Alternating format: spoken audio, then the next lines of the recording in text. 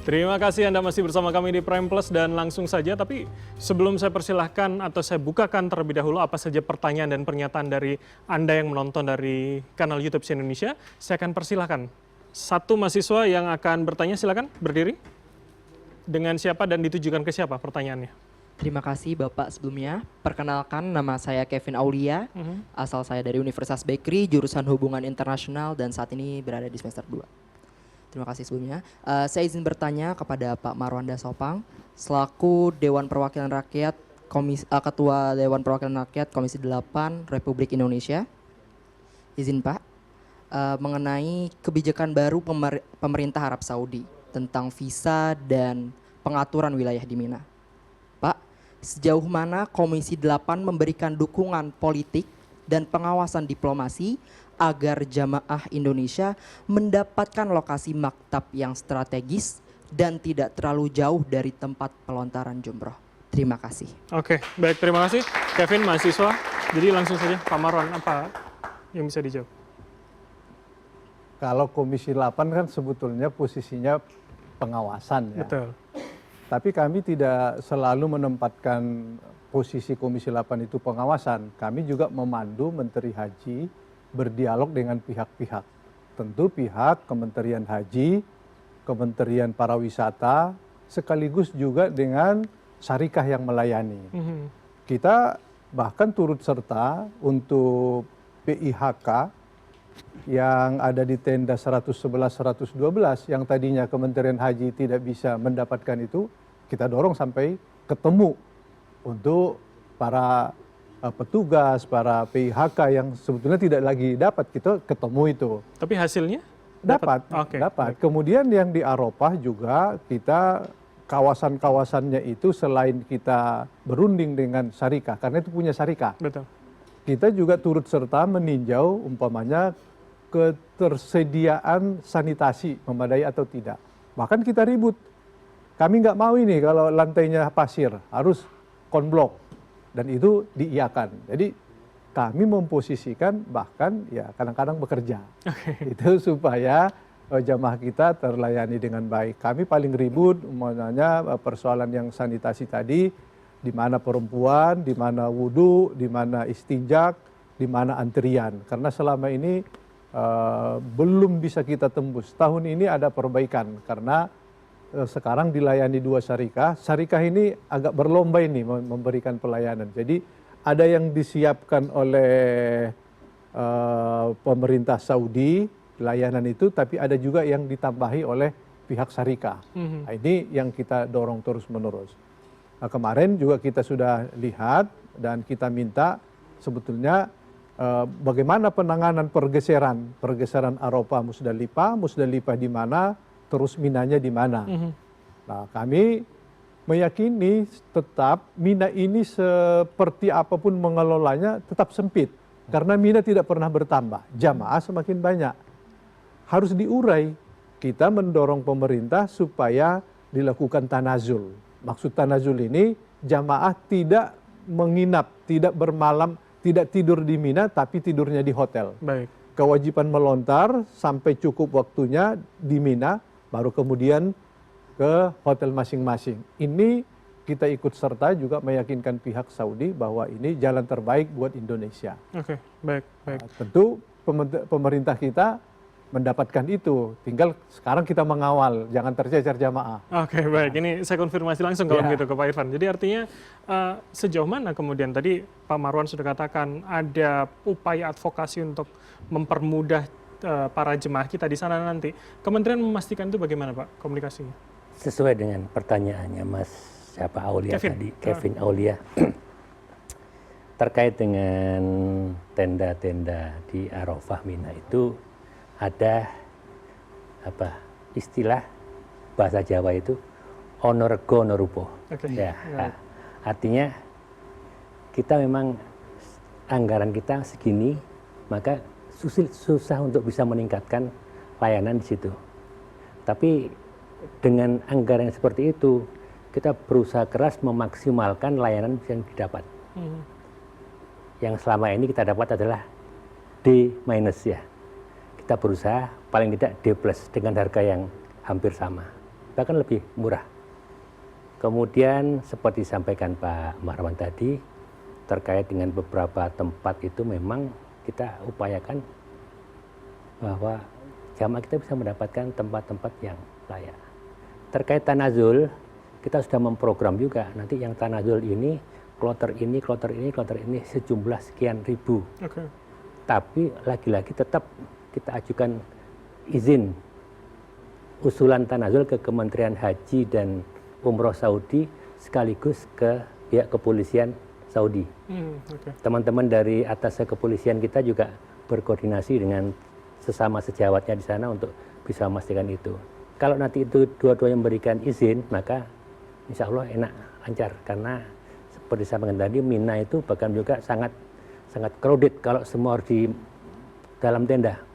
Karena itu ada upaya untuk bisa sebagian bisa tanazul tinggal di hotel masing-masing yang tidak jauh dari Mina. Oke, jadi artinya komunikasi sudah dilakukan dan ini tinggal pemastiannya saja begitu ya ketika berjalan nanti. Baik.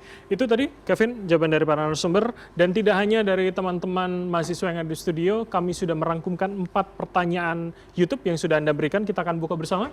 Tolong ditampilkan teman-teman produser, saya akan bacakan terlebih dahulu. Satu adalah @ibralakazam5.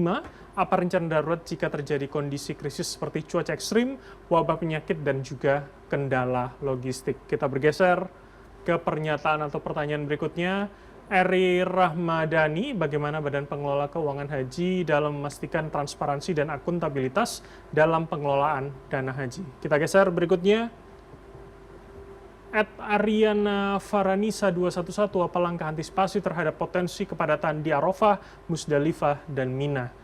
Yang terakhir, kita bergeser @Yunita Niyu, bagaimana kesiapan tenaga kesehatan dan fasilitas medis selama pelaksanaan haji? Oke, saya ke Pak Fatlul terlebih dahulu. Tadi ada pertanyaan soal bagaimana BPKH juga menunjukkan transparansinya begitu. Apa yang bisa Anda jawab? Ya, jadi sebagai informasi bahwa pengelolaan keuangan haji ini diaudit oleh BPK setiap tahunnya, terutama terkait dengan laporan keuangannya. Dan alhamdulillah sampai dengan tahun ke-8 BPKH telah mencatatkan laporan keuangan yang wajar tanpa pengecualian selama 7 tahun berturut-turut. Artinya ini membuktikan bahwa pengelolaan keuangan haji transparan, akuntabilitas, dan memiliki integritas yang sangat tinggi. Di sisi lain, berdasarkan laporan dari BPK yang terakhir, per semester 2 2025, BPKH ini merupakan lembaga negara atau masuk dalam kementerian atau lembaga negara yang memiliki rekomendasi tindak lanjut dari laporan hasil pemeriksaan itu tertinggi di antara kementerian dan lembaga, yaitu di atas 95%. Ini membuktikan bahwa kami punya komitmen yang sangat jelas terhadap satu sen pun dana jamaah yang kami kelola. Oke, jadi BPK tadi sebetulnya itu menjadi garansi bahwa transparansi, akuntabilitas itu sudah dilakukan dengan baik begitu ya? Betul. Oleh BPK ya? Ya, di sisi lain juga tentu saja Komisi 8 itu sangat mengawal ketat dari setiap pengeluaran, setiap pengelolaan, bahkan istilahnya kalau bicara sebagai stakeholders ya, kalau kita di perusahaan ada nama shareholders, ini shareholdersnya sangat demanding. Karena mereka Komisi 8, Pak Marwan dan teman-teman ini meminta supaya imbal hasil atau nilai manfaat yang diciptakan oleh BPKH ini bisa mencapai double digit. Tujuannya untuk supaya jemaah haji kita keberangkatannya bisa terbantu dengan baik. Dan juga jemaah tunggu juga bisa mengumpulkan dan mengakumulasi dana sehingga mereka pada saat berangkat bisa tercukupkan dana yang mereka miliki. Jadi ini membantu begitu ya untuk para calon haji. Baik, berikutnya saya minta komentar dari Pak Menteri. Kita bergeser terlebih dahulu pertanyaannya, teman-teman produser. Tadi kalau tidak salah itu adalah bagaimana Pak Menteri jika rencana darurat ketika ada badai ekstrim, masalah cuaca di sana, soal panas dan kondisi gurun ini kan menjadi salah satu yang dalam beberapa tahun terakhir itu cukup berpengaruh bagi calon jemaah haji kita di sana, Pak Menteri. Kondisi cuaca termasuk salah satu bagian yang kita sampaikan kepada petugas calon petugas haji kita.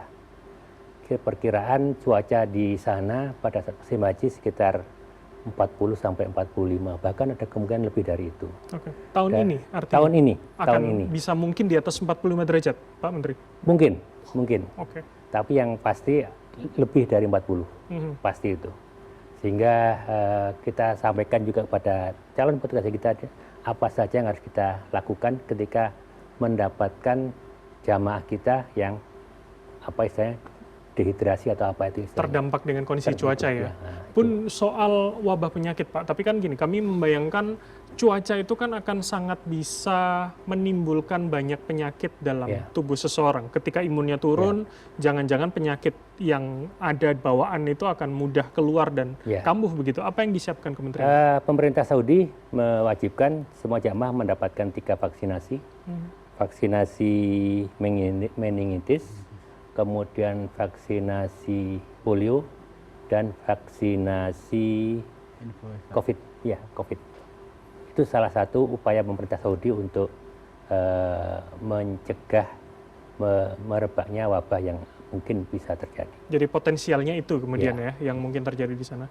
Oke, baik. Pak Ali, apa yang bisa Anda komentari dari semua ini, Pak Ali? Terutama kesiapan kesehatan, fasilitas medis di sana. Ya, sama seperti apa yang disampaikan oleh Pak Menteri, kami juga menyampaikan kepada seluruh anggota. Intinya kita lintas asosiasi selalu mengingatkan tentang cuaca.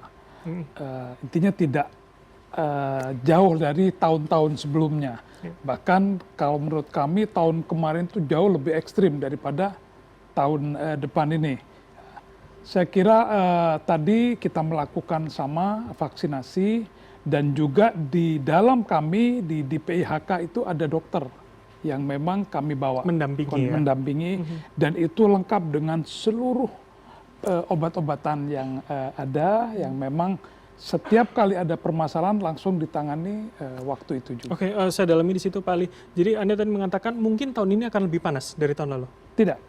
Justru tahun lalu yang lebih ekstrim. Oh, kalau tadi Pak Menteri mengatakan mungkin di atas 45, di atas 40. Itu masih dalam taraf yang normal atau kita sudah harus hati-hati sebetulnya? Sebenarnya ya itu sudah, kalau dari kita di sana sudah cukup panas. Cuman kalau kita bandingkan dengan tahun lalu, lebih ekstrim tahun lalu. Oke. Jadi itu yang kemudian harus disiapkan. Apa yang kemudian bisa menjadi catatan kritis soal fasilitas medis itu, Pak Ali? Ya, dengan adanya dokter dan kami selalu mengingatkan kepada jamaah, bahkan kami membuka kondisi jamaah itu setiap harinya konsultasi dengan dokter, mengantisipasi dari dini. Begitu mereka ada sedikit merasa tidak nyaman, sudah kita langsung atasi kondisi tersebut. Baik, jadi sudah dipersiapkan semuanya artinya Pak Ali ya. Baik Pak Marwan, kalau saya baca paling tidak 4 ini kan tone-nya adalah antisipasi semua begitu ya. Semua mengatakan jika, maka apa yang harus dilakukan. Apa yang bisa Anda baca itu Pak Marwan? Saya mulai dari sisi kesehatan ya.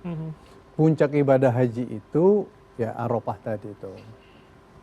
Catatan kita sepanjang sejarah perhajian, jamaah meninggal itu ketika di Mina, melontar. Itu catatannya. Faktor apa? Tentu faktor kelelahan, faktor lansia, faktor penanganan yang terlambat. Kami sudah mengingatkan ini supaya petugas kesehatan dari Jamarot sampai ke tempat kembali di tenda-tenda maupun yang tanazul itu betul-betul dikawal. Jangan sampai ada yang tersesat. Kalau perlu ditandu, ya ditandu. Tapi itu tidak mudah menandu itu karena peraturan Saudi juga tidak bisa. Ini yang dipentingkan komunikasi yang baik. Yang berikutnya pelayanan tenda umpamanya di Arafah.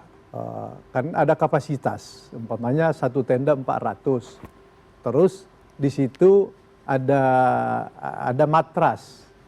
Kami sampai meninjau seperti itu, 400 itu benar nggak masuk muat di tenda itu. Kalau tidak muat, kalau tidak masuk jamaah semua, langkahnya seperti apa? Kami sudah meminta.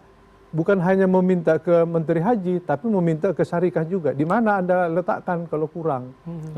Nah ini baik pergeseran. Kemudian mengenai konsumsi. Konsumsi ini kan diangkut dari dapur. Dapurnya jauh menuju hotel. Baik. Ini sering menjadi problem ketika korodit jalan, makan tidak sampai. Ribut semua. Betul. Nah, termasuk di Arafah juga. Jadi di sana ada layanan ketika di Arafah, layanan ketika di Mina, dan ini semuanya terkadang menjadi problem 2024-2025 menjadi masalah.